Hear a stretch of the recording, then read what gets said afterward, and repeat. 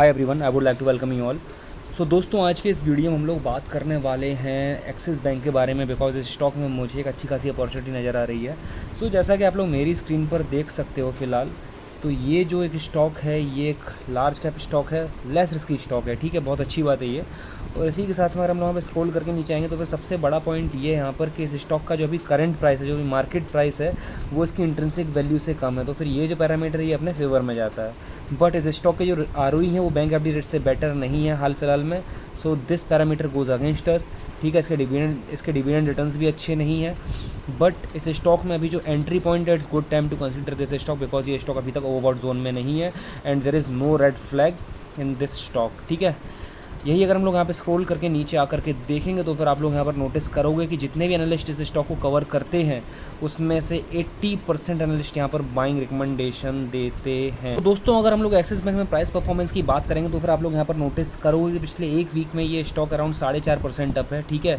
पिछले एक दिन में अराउंड 0.6% अप है। पिछले एक महीने में 5.5%, अराउंड 5.2%। पिछले 3 महीने में एक्सेलेंट 18% के रिटर्न्स दिए हैं। पिछले 6 महीने में 16% के। पिछले एक साल में ऑलमोस्ट फ्लैट रहा है।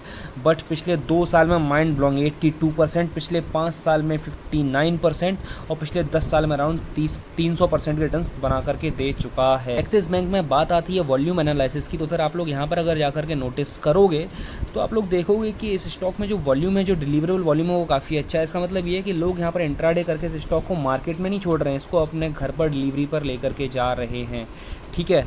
सो जैसा कि आप लोग मेरी स्क्रीन पर देख सकते हो, अराउंड 60% इसमें डिलीवरेबल क्वांटिटी है 9 सितंबर की। 8 सितंबर को यहाँ पर 62% की है, ठीक है, 62.5 की।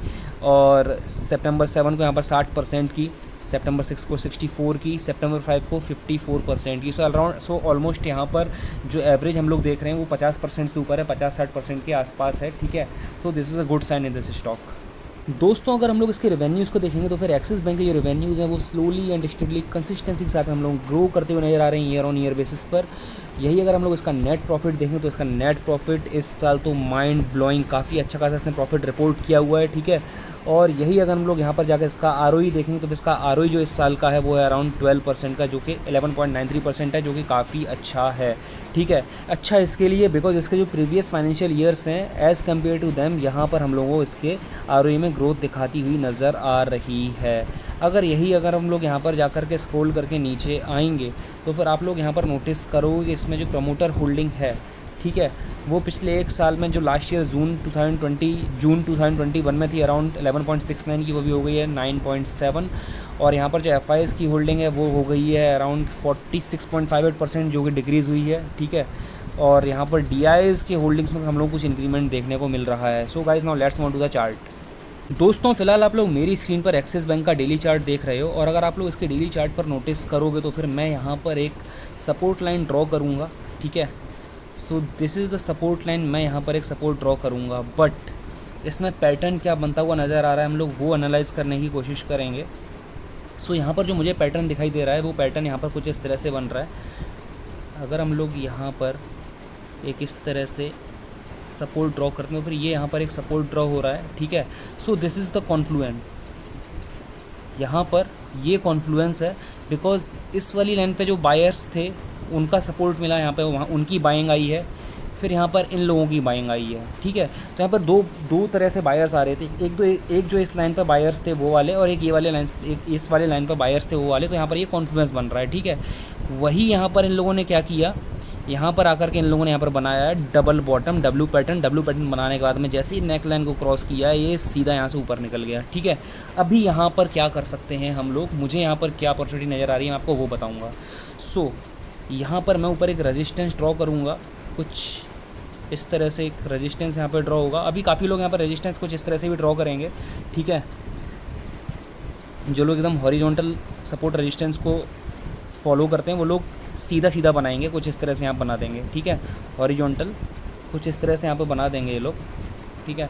और वो लोग वेट करेंगे यहाँ पे इसका ब्रेकआउट हो, कुछ इस तरह से यहाँ पे एक ब्रेकआउट हो, ओके।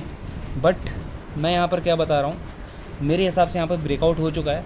एक इस तरह से एक डाउनवर्ड, एक वेज कह लो या फिर एक डाउनवर्ड पैरेलल लाइंस के बीच में यहाँ पर कह लो कि एक पैटर्न बन रहा था, ठीक है, कुछ इस तरह से। अभी उसका ब्रेकआउट हुआ है यहाँ पे, ठीक है।